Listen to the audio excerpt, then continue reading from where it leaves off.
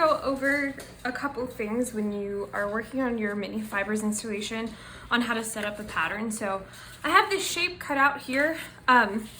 You'll see some screenshots from something I was working on in Tinkercad where I split the design that I had in the 3D digital world in half to kind of get this very basic shape. Now I'm going to work off of a 2-panel pattern, but the more kind of panels you have, if you feel like it's a little too kind of convex like this and it's not as fully in the round, then you can kind of add some side panels and some additional panels to kind of puff it out. However, the fabric I have, this is just like a really old JMU t-shirt that I had that I had cut up for a quilt.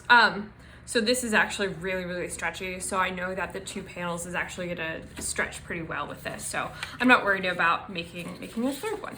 But I just kind of resketched this out. It's not 100% perfect, but that's okay.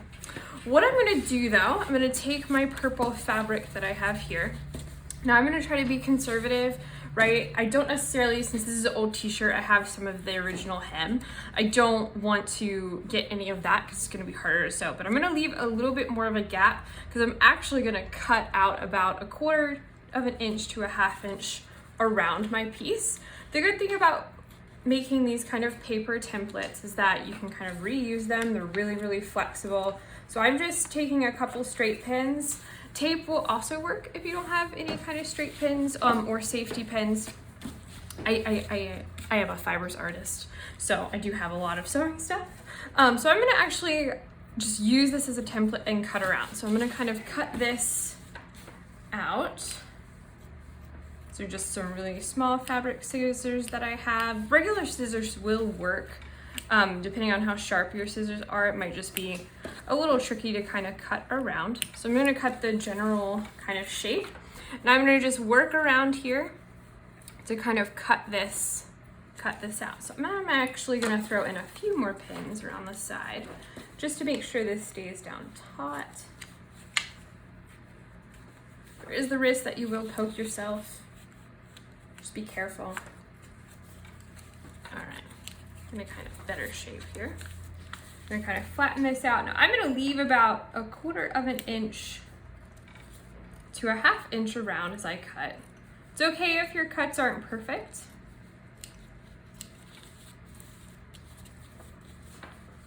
Because this is stretchy, I don't want to kind of pull as I cut because I may get a more wonky kind of shape to my design here. And if it helps you to kind of trim off the excess as you go, great, because I can actually reuse that in a little bit.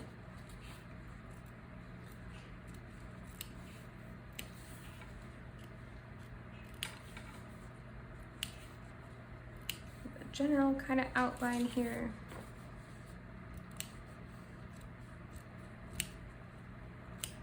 All right. So I have this first shape down. It's a little rough around the edges here, but I'm gonna clean this up just a little bit. Now what I'm gonna do, instead of using my paper template, I already kind of have one fabric piece done with including the extra pieces. So I'm gonna go ahead and pin this piece of fabric to my other fabric that I plan to cut out. Thought I felt a bump.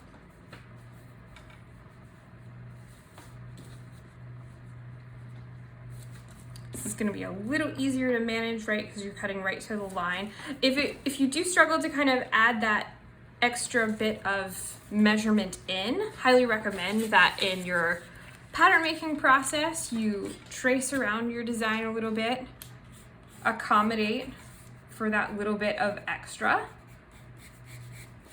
and then cut your pattern out, right? So you have that larger pattern to go from. Both will work.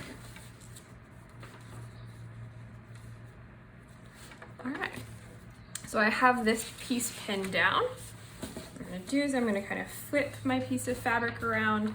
Now, of course, I could trace this out, or I could trace this using like white chalk. Actually works really well, especially if you have a dark fabric, but pencil also works if you have a light fabric. It just depends on the color of fabric that you're using. But you can actually kind of mark on fabric. There's no shame in doing that. But I find that sometimes it can be a little tricky to get that marking color off. your fabric after, right? So you know, there's upsides and downsides to everything. Just working my way around the pattern.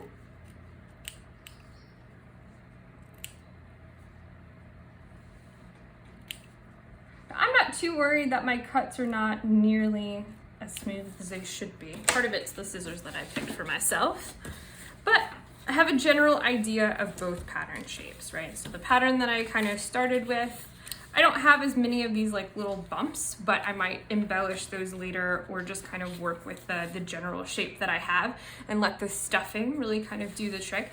Now, I don't really have a wrong side to my shapes. So I'm gonna sew them together, right? Because either side of the t-shirt fabric. But if you do have like a pattern side versus a back side, I recommend that, you know, you make sure that you flip it inside out for this sewing portion. So I'm gonna kind of put these pieces back together. What I'm gonna do is I'm gonna repin this, right? Sometimes it's nice to get your pattern pieces cut out first, depending on how many you're making. You will have at least a minimum number that you have to have of these fabric pieces. And of course you can make them smaller than this. I just wanted to make it large enough of a demo for everyone to see. So I'm gonna leave these in, right? And what I'm gonna do next is I'm gonna start on my sewing process, right? So I have a couple different needles here. I have a very large tapestry embroidery needle, and then I have my regular like all-purpose needle that I use for a variety of things. Any kind of thread like this is great to have, right? If you want a little bit of extra stability, you can buy some embroidery floss. It's usually a little bit more expensive like per amount, but it is 6 strands, so you can separate them into shorter strands, but your all-purpose thread will do the trick, right? Because all-purpose thread is really sturdy. So I'm gonna wind off a little bit of this. I'm gonna clip it. I'm gonna thread my needle, right? So it helps to kind of, I know that this is gonna be a little tricky to see on the video. I like to wet my needle a little bit, so I'm gonna try my best to go through the eye of the needle, right? It might take you a couple tries and then it should be on the thread. I like to double my threads over when I hand sew and double knot it. I have a little bit of a fan going in my studio, so my fibers are flying in the wind. So I like to double knot it. You can triple knot it. You can do as many knots as your heart desires, right? It's fine to have a little bit of tail, because what's gonna happen is that this is the inside of my piece, you're not gonna see any of this work that I do anyway, right? So I'm gonna just do a straight stitch. I'm gonna go really fast. I'm probably gonna make larger stitches than what I would recommend just for the sake of demonstration. I have a couple different knots here. Again, it's not gonna matter too much if you go, you know, what side you come up off, because you're gonna flip it inside out. So what I'm gonna do is I'm gonna leave this bottom portion here open, because what's gonna happen when I flip it inside out, you don't wanna go all the way around your piece and sew it shut, or else you're not gonna be able to flip the kind of hem side in and hide your kind of, you know, little bit of a messy situation. So I'm gonna start on this corner, and I'm just gonna start doing that kind of running stitch all the way across. Now, there's lots of different stitches you can do. This stitch will work just fine in a pinch. This can happen too, where you get a little bit caught on your threads here. Usually running stitches, you go back or you back stitch a little bit, but I'm just gonna kind of do a 1-2 skip a few, again, for the sake of demo. All right, so I'm gonna kind of work all the way around this. Helps to kind of make sure that you don't pull it too taut, right? Because you can see it pucker. You can also let that be part of your design, right? If you want to kind of play around with how the fabric can be pulled taut, you go for it. Experiment. The great thing about soft installations or soft fibers work like this is that usually fabric and threads are a very flexible material, right? If any of you ever crochet or knit, you'll know that you can actually create 3-dimensional shapes really quickly with the kind of like what looks like not a very 3-dimensional kind of material. it just has a lot of diversity, and of course part of the appeal is that it is very, very lightweight, right? So for people that like to do hanging installations and they don't necessarily have the means or have the desire to work with heavy, like robust materials like steel or fiberglass, fabric is a great kind of thing that is diverse and can give you a lot of cool installation designs with not having the trouble of worrying, oh, is this actually going to be okay to hang from the ceiling and hold the amount of weight? So in a couple of the other videos, you'll see me also kind of do a few different hand stitches. Again, I'm just doing this kind of quick, straight running stitch. There's also some embroidery tutorials. It was always nice too to make sure you double check your backside, because I knew that I didn't quite cut my pattern exactly the way I wanted to. So make sure that you're going through both sets of fabric. But yeah, with the other videos, you can kind of skip through and rotate through and watch what you need. All right, so almost to the other side. Now again, hopefully you're taking more time on your piece in the sewing process and really taking the care to get the craftsmanship as best as you can. Remember, it's okay if your first one isn't the best one, right? Use that first multiple shape as a learning curve to kind of experiment with the technique and get a feel for it. It's fine if it ends up in the end result one, but you know, it'll get easier and better as you go along. So I'm gonna stop here. I'm gonna keep my thread on my needle, and I'm just gonna kind of make a knot.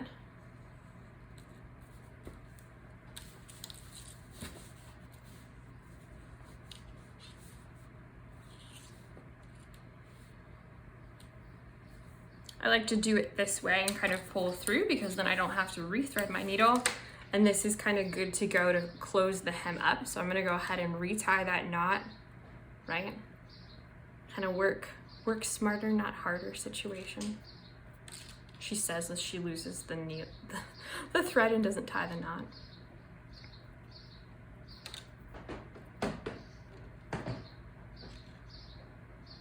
All right, so I got a new knot on my needle ready for the closing part. So what I'm gonna do is I'm gonna flip this inside out. Bloop. And you'll see that now I have this kind of general shape. Now you might have to, depending on how small your thing is, right? And for some of you, it might be quite small. Helps to, I know this is just a pencil, but to have a stick to kind of poke your fabric out, right? The smaller it is, you know, you're gonna have a lot of difficulty getting your hand in there, right? So you wanna pop out all your seams, right? And make sure that they're as poked out as you want, right? So I have the general shape. It lost a little bit of this finesse, but when I close it up, it'll resemble a little bit. But what I'm gonna do now is I'm going to stuff this. So I am a firm believer in using what you have, right? So I'm going to grab some paper. Let's see, what do I have?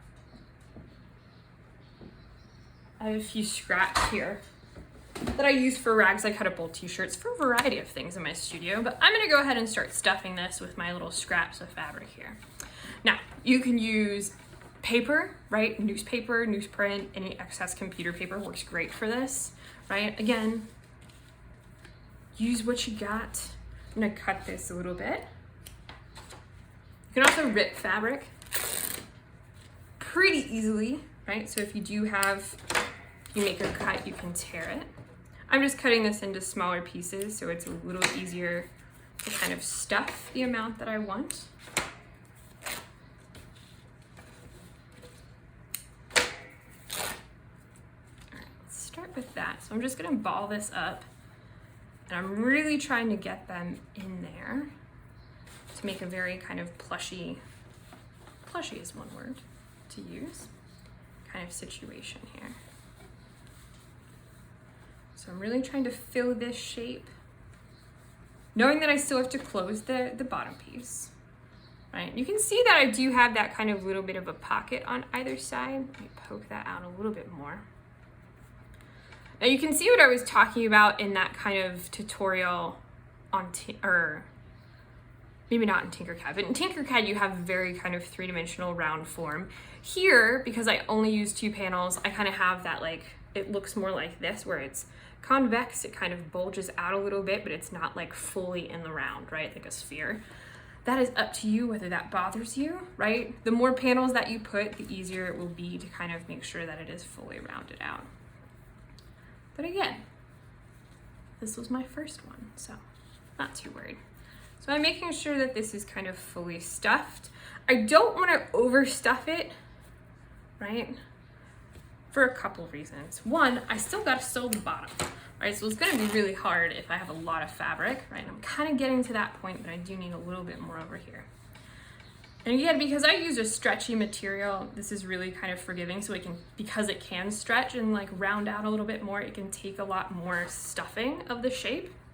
And maybe you don't want yours this full, but with this part, right, I'm kind of reaching my capacity of what I really want to kind of stuff. So I don't want to just sew these together because I still have the rough edge. So I'm going to want to kind of fold these in. This is a little hard to do once it's stuffed, so you're going to have to be patient. It's not like a quick fix.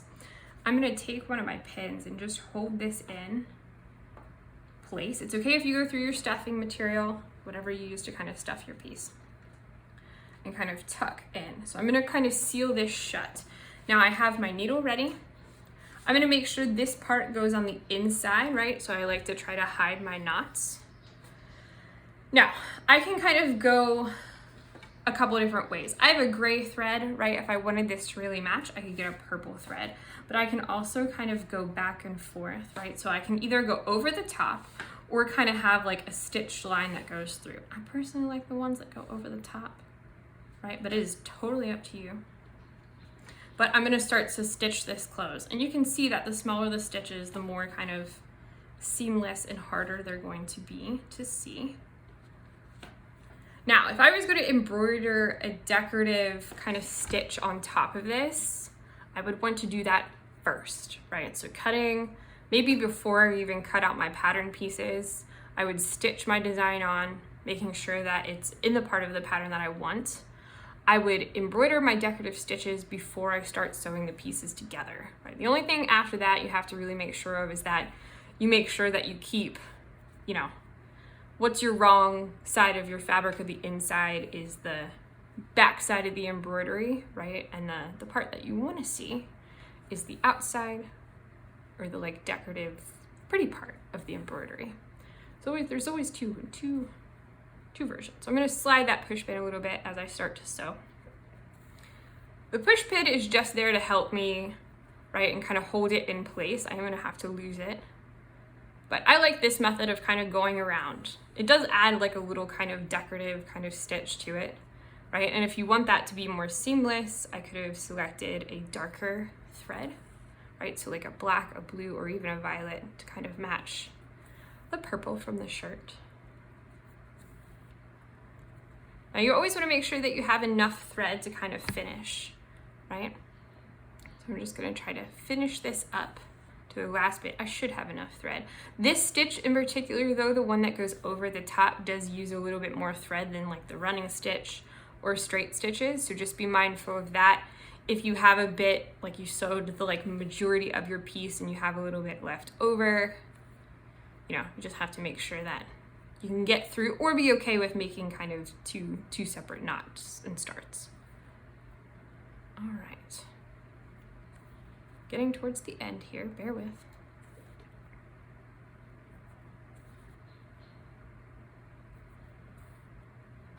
Now, if you do want to make more complex patterns, there are tons of stuff online that you can kind of look at.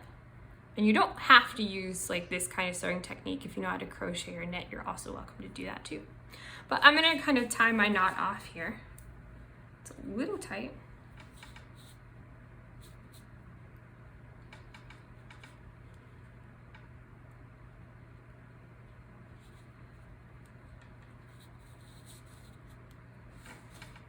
Not quite as close as I want it to be. I'll just push it around the needle here. All right. So I tied my thread off. What I like to do is kind of go back through this bottom stitch and kind of come out on the other side. So it's going to take my knot and hide it a little bit better. And then I can clip off the excess. right? So it kind of makes it so you don't have like a tail kind of coming out. Now, is this perfect? No, right?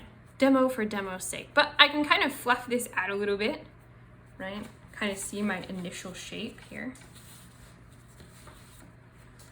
It's not as curved as I would like it, but you can push around your material inside once it's sewn. But I do have this kind of shape, right? And the good thing is with this kind of multiples project is they're all gonna look a little bit different, right? So it's okay to have like a kind of idea for a shape, and then the more that you get them and kind of place them or arrange them in your kind of little shadow box creation, you can really play with scale, making larger, smaller versions, making ones that are more decorative out of different materials, and really experiment with what kind of creating multiples looks like, and allows you to play with that kind of not only three-dimensional like growing form, but also the physical vertical space of a installation, right? But it's my kind of quick tutorial on pattern making and how to sew a stuffed piece together.